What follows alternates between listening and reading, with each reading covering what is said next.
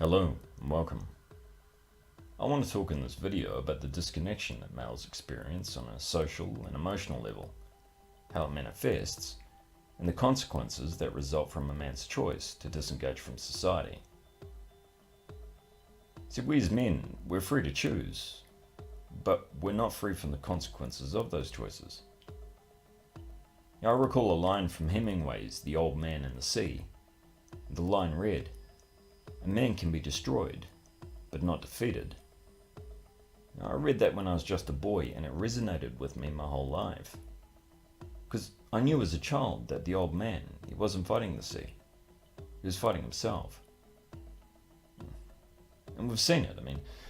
Man will destroy himself from the inside out, or that man can cause a hell of a lot of carnage before ever accepting that fact. Because process is adaptation. Growth is resilience. And resilience is the capacity to adapt, to bend, and not to break. But this expectation we have of men, this reliance we place on the resilience of males, it's something we don't want to hear about, or even give voice to. So we just pile on more pressure. We just pile on more demands and expectations onto males.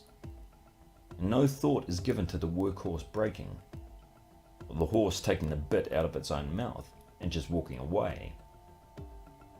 We've done such a great job of dehumanizing men that we've absolved others of having to live with the consequences of their actions towards males. We just justify by placing the blame on men instead, collectively or individually. It doesn't matter, because we've all been raised to ignore male pain. And men never give voice to their pain due to fear of stigma. And yes, compassion is understanding. But what do we really understand about men? Because choose any stereotype you like directed at males, we ignore, we deflect, we shame and silence men. We dehumanize. Men are conditioned to minimize their suffering and their experiences. And dehumanization can only take place when the group being dehumanized accepts that they are less than the other group and deserving of this abuse, and that their rights and their well-being are unimportant. It's the illusion of male privilege driven by a paralyzing self-loathing and a crippling sense of inadequacy. Because if a man does speak up about his mental or his emotional well-being, it's viewed as weakness. He's seen as a liability and it's construed as a threat. Because people do this subconsciously. Because we can't, as a tribe or as a society, rely on or invest in a male who is not fully functional. So what happens? The avenues close off. The man then turns inward. He sees himself as weak or deficient. So he becomes depressed. Then he experiences shame for feeling depressed. And in turn, he doesn't believe he's worthy of help, so he self-medicates. And it's a marketer's wet dream. And PUA thrives on this, making a male feel deficient, and then filling the sense of inadequacy with a scam product. And this male sense of inadequacy, everything feeds off it. All the shame and stigma we direct at men, at the heart of it, is our fear of men losing their productivity. And scar tissue. Scar tissue stays with you.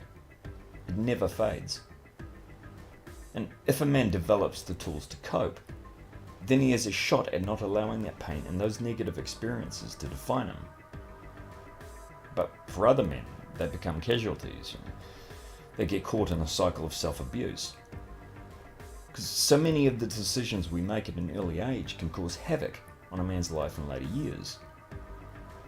The amount of stress this causes to a man mentally and physically, along with the stigma and the code of silence regarding male health, and the lack of mental health and general healthcare funding for male issues, and the unwillingness of men to reach out for help, due to the possibility of it hurting his career or fracturing relationships.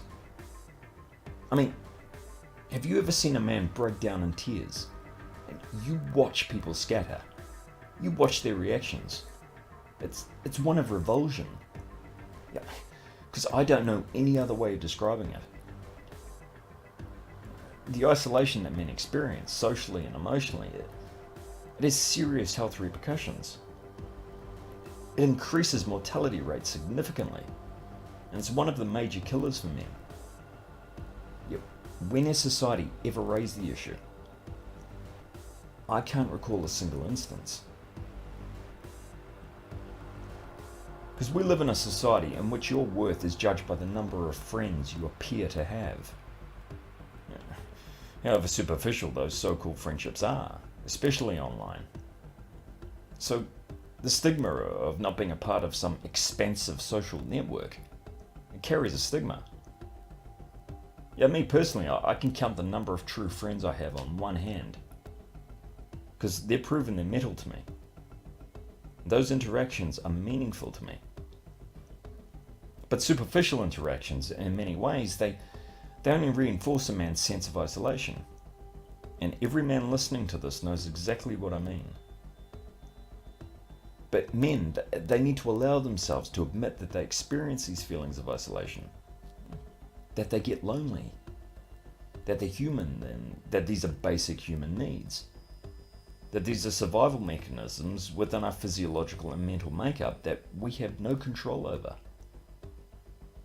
And to deny them is to accept the consequences of that choice in terms of adverse health risks, in terms of a shortened lifespan, and so on. And every decision has a consequence, and men need to be informed before making that decision. And a man who isolates himself, that man, he starts running on survival instinct. And everything and everyone can be viewed as a potential threat. And it becomes all about you versus them. And it's a very adversarial, negative mindset. And even if someone hurt us in the past, a man in the space, often he'll now hurt others because it just doesn't matter to him. He just wants others to hurt as he does. And any target will do. He lashes out and justifies that this person brought it on themselves. But living in that bitter, hateful place, it brings no contentment. It only furthers resentment. And literally, it's like being in a torture device. You're only turning the screws in on yourself. And a man, he'll experience a whole raft of negative physiological symptoms when he isolates himself. His sleep patterns, they'll become disturbed because he's hypervigilant, so he can't experience deep sleep. And perhaps this is a survival instinct. He's separated from the tribe, so he's on high alert. But his thoughts will become obsessive. He'll play situations over and over again in his head. He'll play out revenge fantasies. And as a result, he'll experience extreme anxiety. His mental functioning, it'll diminish. And he'll find it incredibly hard to adjust to new situations. And his ability to relate or have any semblance of stability in his life or to experience happiness, all of it, will be replaced by a system in constant overdrive. And that man, his body's now running a marathon every day due to his stress levels. And his brain and his physiology become hardwired. And he can't regulate stress. And his body and mind, as a result, will deteriorate. Everything becomes distorted. And interacting with others, it helps us. It helps us regulate and gauge our emotions. But without this interaction, thoughts can become obsessive and emotions can be overwhelming. And we've seen extreme examples of this, like mass shootings, lone gunmen, and so on. But a potential for violence is just below the surface for more men than we'd like to admit. You imagine it. You imagine instigating a fight just so you can make sure you're still alive and not some ghost walking the streets that no one sees. This is a profound sense of isolation that only men experience, and it's affecting more and more men. Because human bonding, It's vital to our survival. Pair bonding, bonding with caregivers. The importance of touch and its healing properties. How touch works, works to reduce stress. How it works to regulate functioning. It's key to a healthy body and a healthy mind. Yet there are countless men out there who go months or even years without experiencing meaningful touch, or even something as simple as a hug. You look at examples such as the cuddle parlors over in the States. Men paying hard-earned money just to cuddle with a woman. And how were these men portrayed by the media?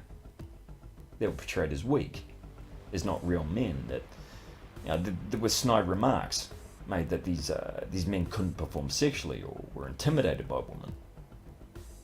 But it was an avoidance of the real truth, because it's painfully obvious that these men were seeking closeness, intimacy. And so many males are deprived of the healing power of human touch. And you broach this issue with most men and they'll deflect or minimize it. They're very uncomfortable with the topic. But human touch, it's not a right.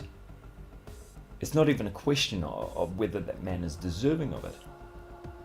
And however much he denies its importance, it's a basic human need and a fundamental aspect of our survival. And to deny it is to deny our humanity. Because friends and peers, social networks, they serve an important function. And yes, they open doors to opportunities, but they also move you into a more healthy space. You become more health conscious as a result of being part of a group. You become less likely to engage in destructive behaviors due to social stigma. It helps stabilize a person. You become more open, you gain a deeper clarity. If not what you want in life, then at the very least what you don't want. And this is key, because being in a relationship is no guarantee that you won't experience loneliness or become emotionally deprived. So it's easier to write the possibility off altogether. And yes, with the climate of legal bias against men who engage with women, the risk is very real. And the price is high. So is the price for not interacting. Many men who write to me, they tell me they're scared of taking the next step. That they don't know how to get their needs met and still stay safe. But the first step is in admitting that these needs are real. And to give those needs a voice. To actually give yourself permission. Because life, it can be extremely painful and isolating for an intelligent man who has a degree of insight, and who also has compassion for other men. A man who doesn't hide from the truth or deflect, who understands what makes himself and other people tick, and who's come to a place of acceptance with how things are, and who accepts that change may be gradual, or that things may not change within his lifetime, but he's adopted an outlook where if he can't change the situation he's in, that instead he's made a conscious decision to change himself. A man who now finds strength through identifying his weaknesses, who discovers self-value through accepting his flaws, who faces his fears and his insecurities by giving himself permission to experience them without shame, and accepts them as a part of himself. Who learns from his mistakes and sees them as an opportunity for growth. A man who forgives, not for the benefit of anyone else, but so he can let go and move forward with his life. Who rediscovers compassion for others and most importantly for himself. And who finds joy again because he's experienced pain, and who uses that pain to grow instead of letting it define him. A complete man of his own making. A free man.